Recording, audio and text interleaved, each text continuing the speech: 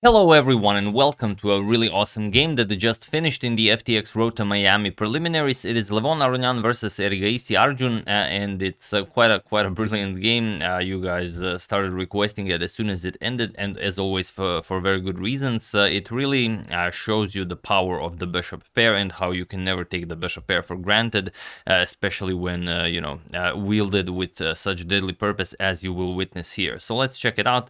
Levon has the white piece and he opens with e4. Now it's a pretty standard opening, nothing spectacular. c5, Erigaisi goes for the Sicilian defense, knight f3, d6, and now bishop to c4. We have knight to f6 and d3. So just nicely developing. e6, we have castles, bishop to e7. We have a4, and when I said that nothing interesting is happening, I lied, because it is already now, as of move 6, that we have a completely new game. Now before this a4 move, the position is a known one, and it's been played by many top players, Aronian included, and probably Erigaisi studied his games, and as he knew who would be playing in this tournament. For example, there is a game where c3 was played by Levon himself. He played it in 2020 in the skilling preliminaries against Anish Giri, and he was able to win that game. But here he prepared a4, and now it's very interesting, as it's only move 6. So let's see how the game continues. We have castles, knight b to d2, and knight to c6. So both players just nicely developing their pieces. Rook to e1, we have a6 and c3. So very standard moves. At some point white is hoping to push b4. d4 of course is coming, and you want to maybe play knight to f1, maybe knight to e3, maybe knight to g3, all depending on what black plays. So bishop to d7, nicely continuing development, bishop to b3, and b5 now. The a file will open up. We have knight to f1 and queen to c7, developing the queen, connecting rooks, knight to g3, and now rook f to c8. We have bishop to f4, now preventing black from moving that d6 pawn, and the queen to b7.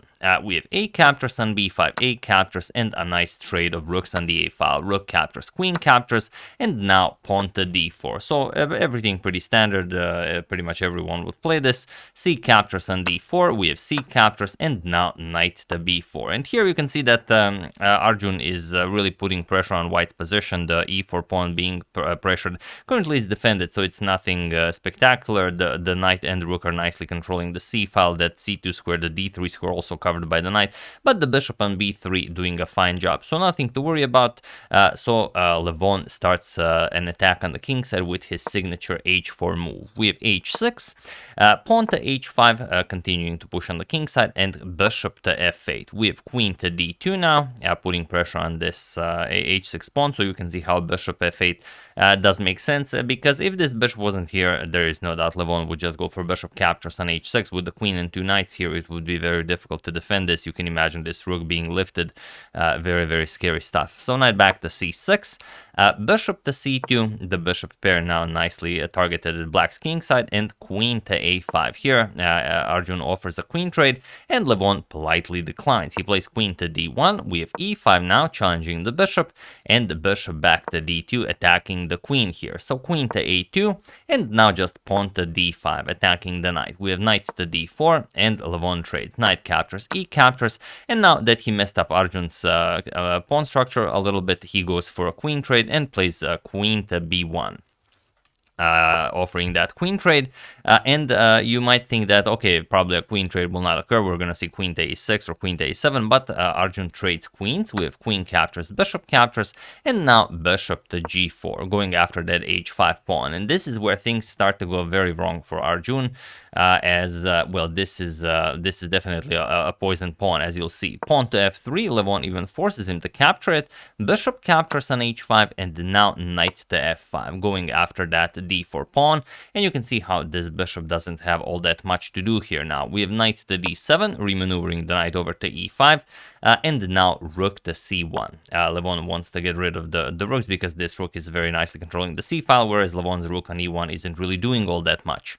So rook to a8, Arjun declines this, and now knight captures on d4, going after the b5 pawn. We have knight to e5, and here we have bishop to f4. Now instead of this bishop to f4 move by Levon, Levon, as his position is much better here. Bishop to c3 here is stronger, just lining up the bishops towards the black king.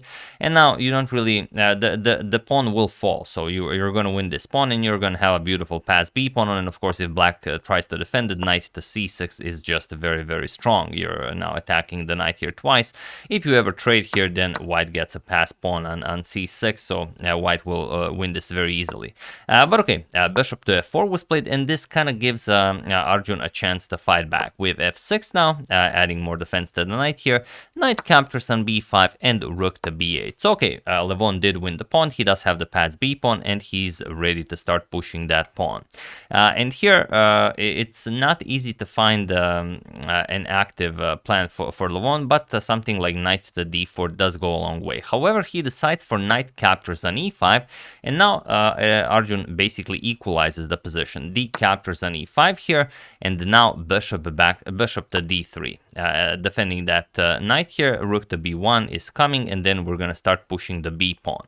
So bishop to e8, attacking the knight, and now knight to c7. We have bishop to d7, and now knight to e6. We have bishop to d6, and now finally rook to b1, getting ready to start pushing that passed pawn.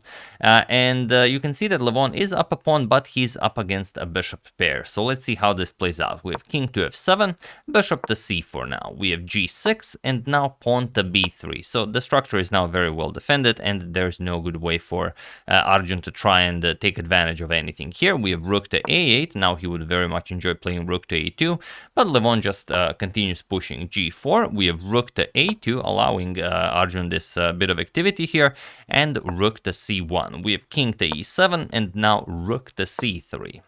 Defending the third rank, as he doesn't really have all that much to worry about. The bishop pair is scary if set free. However, here the bishop pair isn't really doing all that much. If you know these two diagonals were open for the bishops, then you would have something to worry about, especially with the rook, on the second rank and free to go to the first rank whenever possible. So bishop to b4 now, attacking the rook, and rook back to c1. We have h5. Arjun creates a pass pawn, so that definitely goes in his favor. Captures, and king to h1. Now Levon says, all right, I don't really have an active plan here. I don't know how to try and push my pass b pawn. And Arjun starts pushing his pass pawn. Pawn to h4. We have rook to g1, going after rook to g7, and just king to d6. And here Levon goes for rook to g7. Also, an interesting idea is rook to g6. You go after the pawn directly, and if king e7, now you kick away the king, and after king d6, rook f7, and then you win the pawn. So that's one way to do it. But Levon plays rook to g7 right away, and now we have bishop to e1. And now you can already see that the bishop pair might become scary. If the knight moves, then the bishop has access to h3. This bishop can come to g3. It will be defended. There, rook to h2 becomes possible. So, it's still better for Levon, but it's definitely not pleasant. We have knight to d8, and now comes bishop to c8. So not even allowing any tricky rook captures on d7 ideas in the future. The bishop will be much safer here, and also just guarding that b7 square. And here we have knight to f7 with check. Here is a great opportunity for Levon to start pushing that b pawn. And again, you really have to check this at any point in the game. You have to check if pushing that b pawn leads to something good. I'm not saying it leads to something good in absolutely every position, but as you've seen on this channel, it does in most of them, because okay, you're attacking the rook, you started pushing the pass pawn, and you have to play rook to a1 here. But it's not unimaginable that something like rook to c2 happens. And now, okay, what do you do with the bishop? Let's say you go bishop to a6, you want to trade, or you even sacrifice this bishop. Bishop captures on a6, and now rook to a7. You go after the bishop, and let's say the bishop moves or something, and then knight to f7, checkmate. So yeah, it's in the position, and this of course is made possible by this pawn being on b4, preventing the king from escaping to c5. You can see that everything is nicely defended here.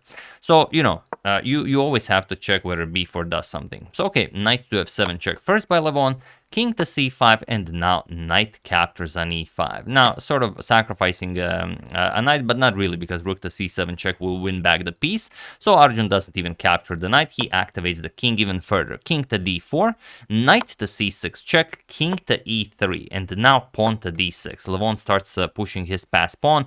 Now d7 is coming, and it seems like Arjun is completely busted, and both of them are extremely low on time. You can see that even something that Peter Leko mentioned here in the quote above the board, one of the most spectacular sequences of moves with a few seconds on the clock that I've ever seen, and you will soon understand why.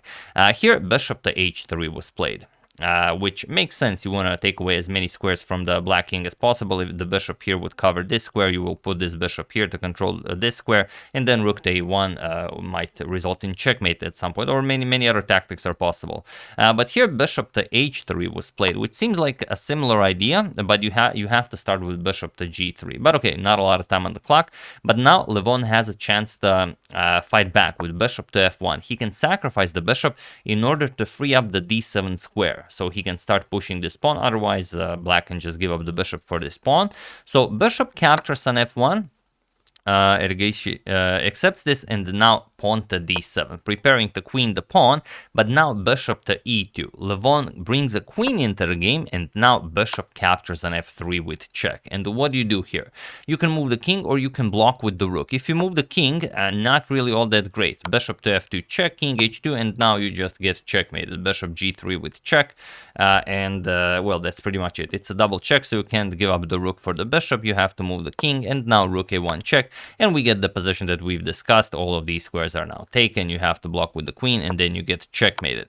So instead, after bishop captures on f3 check, rook to g2, Levon blocks, and now, of course, what can Arjun do next? He goes for rook captures on g2. Much better than bishop captures. Now you are threatening all sorts of nasty discoveries, and if you give black one move, that's just it. So you have to be extremely precise how you check the black king, and Levon is not very precise in this position. He plays queen to d4 check, and it looks like such an appealing move, because who wouldn't? But the way to go was queen to b6. Point being that after the king starts running away, it doesn't really matter where, you're gonna play queen back to d8, and now if you go here, we just repeat. And if you go down the board, let's say king to c1, we can play queen captures on f6, and now you are attacking the bishop, so no nasty discoveries are really possible. And if you play something like rook to g3 to guard the bishop, we just move king to h2, and the game continues. There is no immediate checkmate, well, the white queen is ready to continue harassing the black king. But this is all very easy in analysis after the actual game. When you're playing a rapid game, few seconds on the clock, of course, it's not easy to spot such a thing. Levon played queen to d4, and it does seem like a much more natural move. But now the problem is king to e2, queen to c4 with check, king to f2, and now queen to c5 with check. But after king to f1, it was in this position on move 60 that Levon Aronian resigned the game, as there is nothing more to be done here. I would even ask you to pause the video here to figure out why, but of course you guys know why. It's actually mate in 1 or mate in 2 if white doesn't deliver a check. But let's say white delivers a check, queen to c4 with check. You actually deliver checkmate with black by stopping white's check. So rook blocks check and delivers checkmate from the bishop. So that's what would actually happen.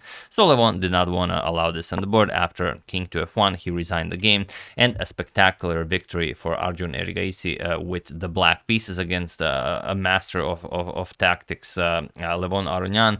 And it just shows you how strong it is. Even when you're down a pawn, it doesn't really matter. If you have the bishop pair, you can always fight. It's merely a matter of freeing those bishops. But you know, at any point, do check if for example, instead of knight to f7 check, if a move like pawn to b4 is possible. It's a free move. It comes with tempo.